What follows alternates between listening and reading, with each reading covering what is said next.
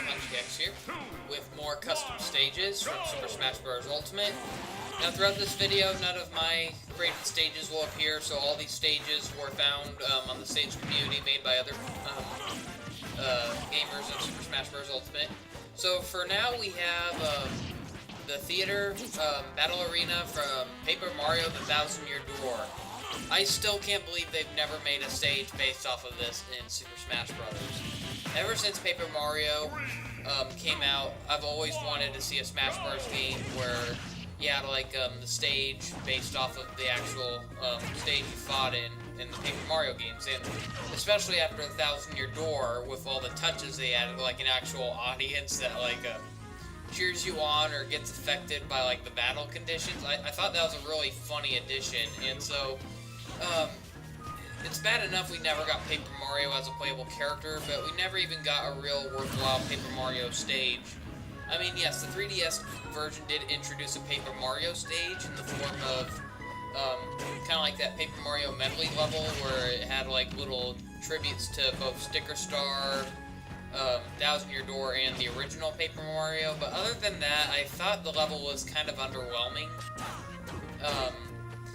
Honestly, I only like it for the second part where it turns into a boat ride, and that's like the only part of the level I like. But other than that, I did not care for the first act that was based off of the windmill level from Sticker Star, and I especially hated the Bowser's Castle segment. And that's a shame too, because I've always wanted to see Bowser's Castle get turned into a stage, but not the way it was presented in that Paper Mario form. And I will admit, though, they did a good job at remixing the music. I especially love the remix they did for Rogueport Town from Thousand Year Door. That was my favorite part of that stage. But, yeah, otherwise that's not quite the Paper Mario stage I've always wanted to see. I would have rather have seen a stage. Paper Mario would make for a really cool playable character as well. I don't care how many Mario characters we have, at least Paper Mario would be unique with all his battle partners, and if they were to ever make a sequel and they had to choose between keeping Mr. Game & Watch and Paper Mario, I would gladly wave goodbye to Mr. Game & Watch and make way for Paper Mario.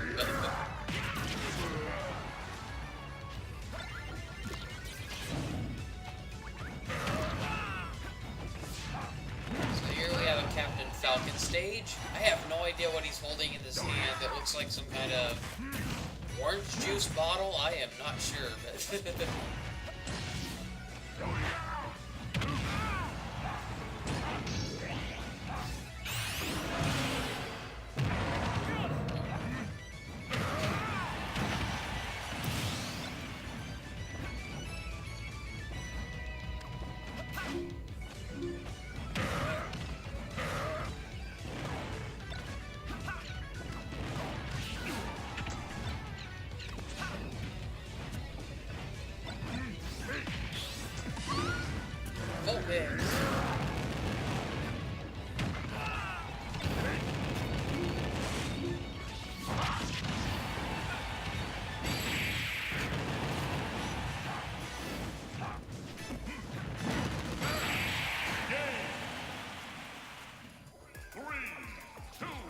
speaking of Vulpix, we got a stage based off of Alolan Vulpix.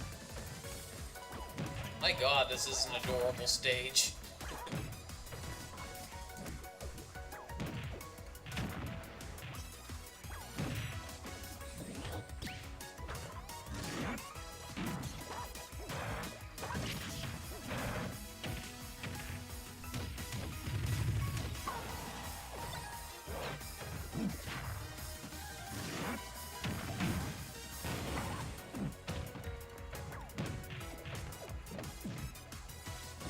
I'll never forget how excited I was back when Super Smash Bros. Brawl was coming out and they announced that both Meta Knight and King Dedede would be playable. So that was something I've wondered ever since Melee. I was just like, how come those characters aren't in it? They're really interesting. How come they were never playable? And heck, I'm surprised at how forgotten Meta Knight was during the N64 era. It's like, honestly, I didn't know who he was until the Kirby TV series, and when I learned that he's actually older than that, like he goes all the way back to both the NES and Super Nintendo days, and it's like, oh god, how come he's never been in Smash Brothers? He's like the perfect rival for Kirby, and which is quite strange, though. The TV show presented him more as kind of like a wise old mentor, more than a rival. But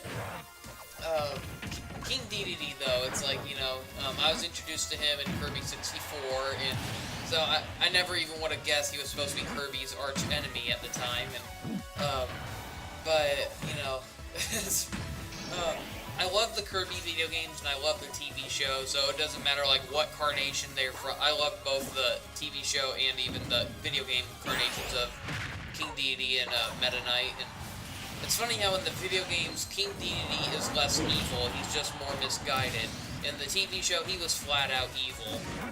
And then it's the other way around for Meta Knight. In the video games, he's kind of portrayed as evil, but as of lately, though, he's mostly just kind of a rival. You don't fight him unless he's possessed by some kind of dark force. And that's usually the same for King Dedede nowadays. Heck, that's like the same for almost every boss fight Kirby has to... Like, even Wispy Woods. Wispy Woods technically isn't a villain, if I'm not mistaken. It's just that so many forces of darkness, controlled by, you know, like the main final boss of each Kirby game, usually does something to him, and it causes Kirby to have to fight him to free him. And, so, yeah, it's funny how, the Kirby games have such inconsistencies, but you just don't care. You just love it for what it is. Ooh, this is an interesting stage, based off of the original opening video from Super Smash Bros. On N64.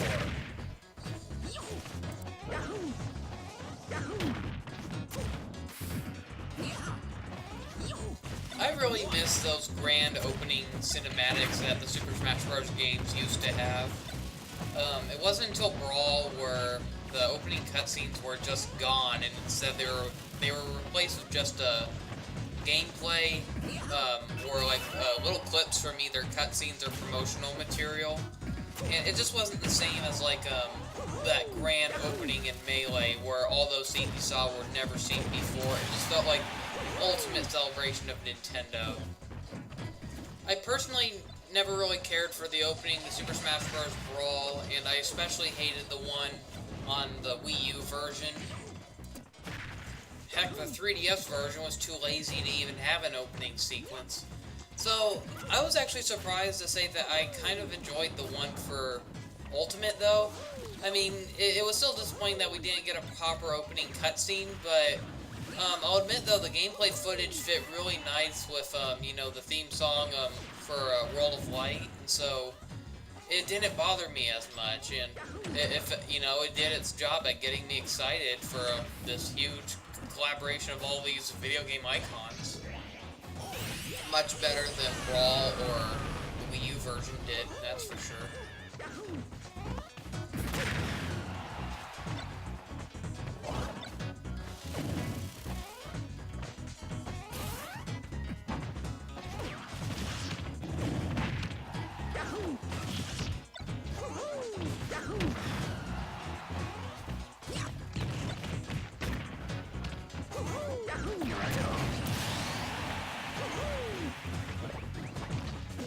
At least the story mode for this game had a pretty epic opening cutscene.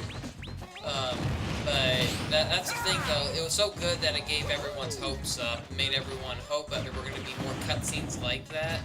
I mean, not even a final battle cutscene. That's what really disappointed me. The only other cutscenes in this game were just the bad endings, and but even then, it's like we really didn't see any of the other characters, and that was what was really underwhelming. I would have loved to see like more of these characters interact with each other. You know, it's like after Darkon and Galeem were defeated, it would have been interesting just to see like the characters, you know, standing around, cheering, high-fiving each other, or giving each other like nods of respect or something. I mean, just something to show some kind of chemistry between these characters, and kind of giving an implication that they've been through a lot together. That would have been really interesting. I mean, that's something that not even Subspace Emissary really did. I mean, yeah, it did have character interactions. That was like one of the most fun parts about that story, but it didn't really feel like we had any like real big group shot moments other than like the final shot, but it didn't really feel like they were interacting. It just felt like they were all looking into the sunset, and that's about it.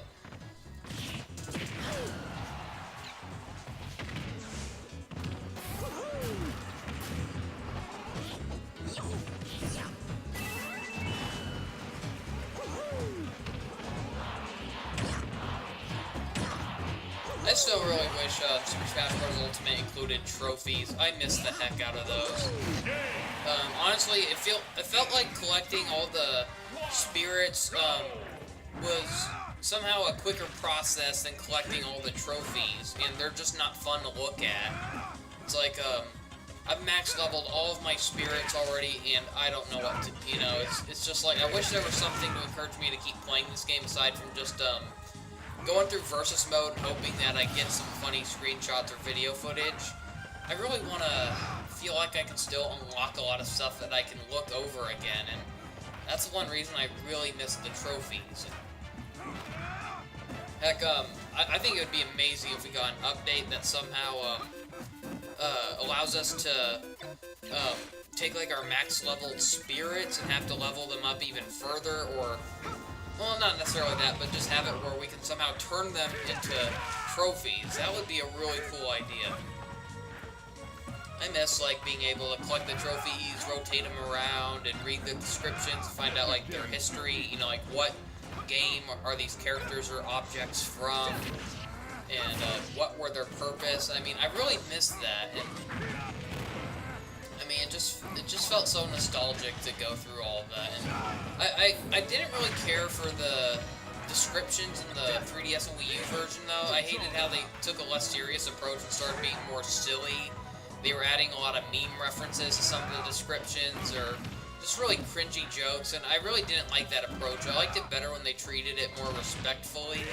They weren't treating the characters like a joke, or, you know, they actually gave like a serious description of who these characters were. And, you know, it's like if there was a villain, they'd really word them as, like, a real big threat and say, like, how, like, nobody knows where this person came from. And I just loved how, you know, it felt like a legit, like, a biography of all these characters. And I felt the Wii U and 3DS one just got rid of all that just for bad jokes, and that was kind of disappointing. That, and there's so many trophies that were exclusive to the 3DS version that I would have loved to have seen in 3D.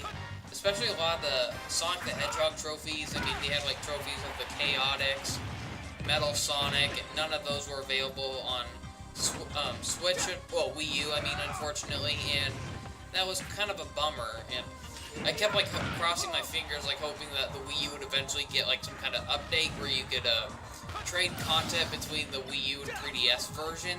That would have been really fun, and that never happened, and so I was hoping, okay, well, maybe Ultimate will, you know, it sounds like that game's going to be like an ultimate collection of the best parts of both 3DS, the Wii U, and even past Smash Bros. Games, so maybe they'll include the trophies there, and no, they didn't. Sorry I went on about that long enough, but this stage I thought was really cool. It's just a giant Magikarp bobbing in the water.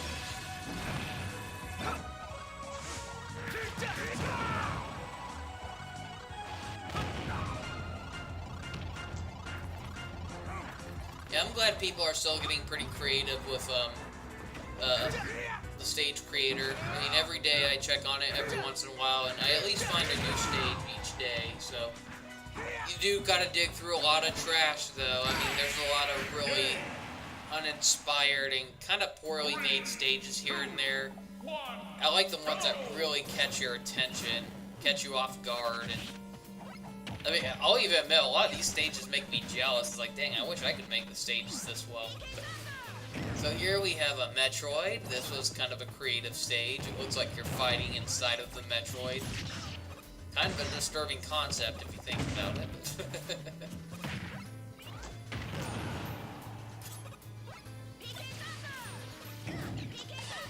That Metroid must have a major headache right now.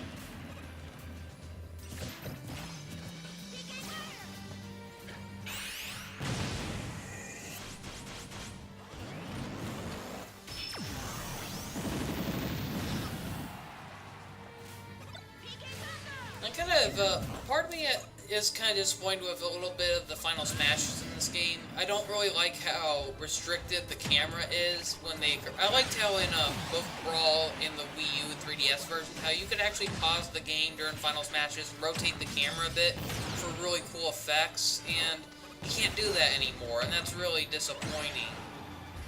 I loved how in Super Smash Bros. Brawl, like when you were Sonic, you went Super. You could actually like get some really cool shots of Super Sonic flying around. But now, almost every Final Smash has like the camera zoom out really far. It has like a really static view. And now I can understand not every Final Smash can work with like a camera angle. So I can understand like certain ones needing to have that restriction. That makes a lot of sense. But for some of the ones that don't look very cinematic, I just don't get what the point is. How come we were able to rotate the camera whenever Mario uses Final Smash in the past games, but we can't do it anymore? And that's really disappointing.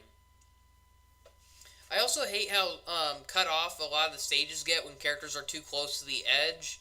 I remember how in past games, like if you were able to lock the camera onto them, it would still be able to keep like an angle at them at the very edge of the stage.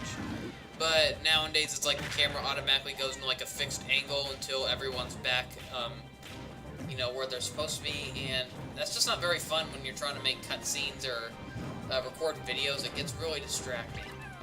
So here's a stage that I thought was really funny. Someone made Benson from Regular Show.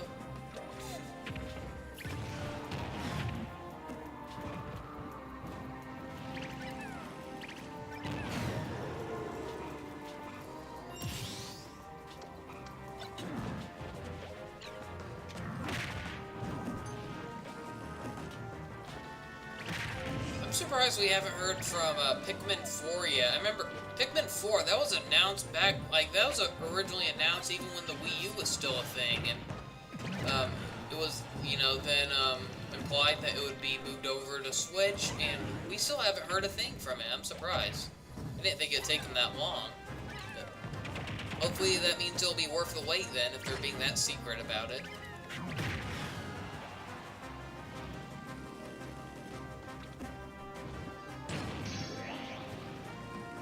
Now, it's like, I'm not surprised that they haven't shown anything from Metroid Prime 4 yet, because I understand that that's going to be a game that's going to take a real long time for them to make, especially since they didn't announce that too long ago. But it's like, Pikmin, that doesn't really seem to be like a... Pikmin doesn't really seem to be like a series that would take as long to develop as like a Metroid Prime game, so that's the only reason I'm kind of surprised.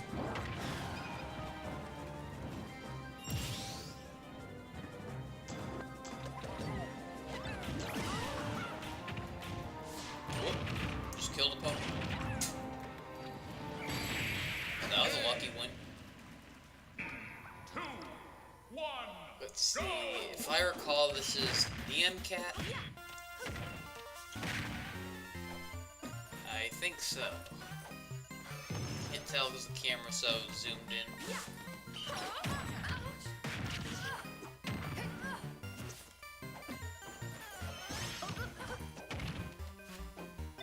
Yeah, this is Nyan Cat. Remember that old meme? I remember, all the funny remixes people made of it. I remember someone did, one of Quagmire from Family Guy, where it's a remix of him saying giggity, but it goes with this song. And I remember someone made, one of Patrick Star laughing. Then there was one of, Big the Cat just making all these, stupid noises.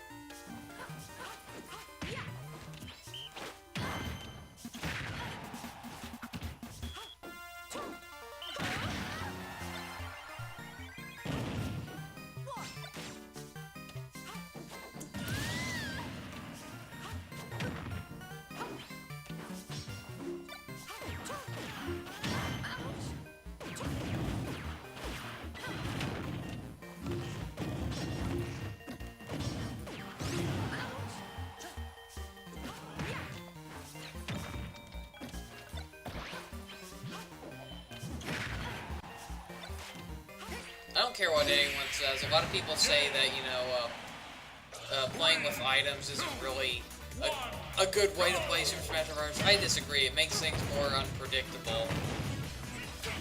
I see them being as destructive as they can be useful, and that's what I like.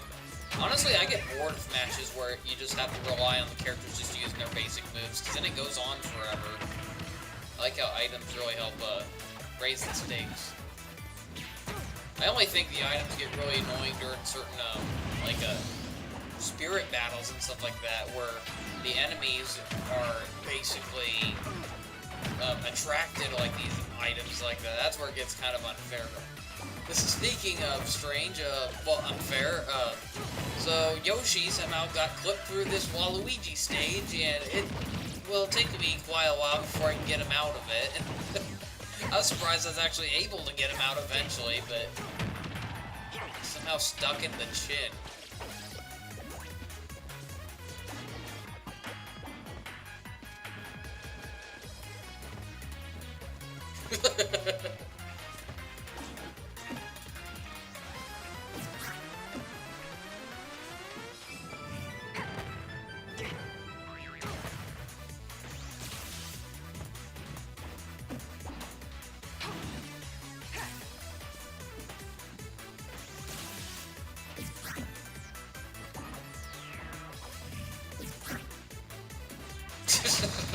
Finally got him somehow.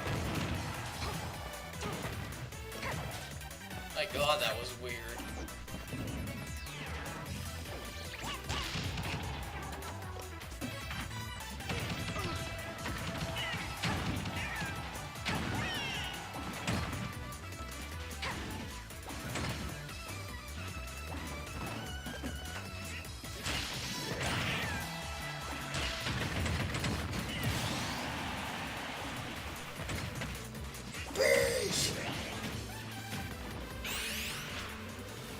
That's a good way to get away from the beats. Use the final smash. Wow, that barely did anything.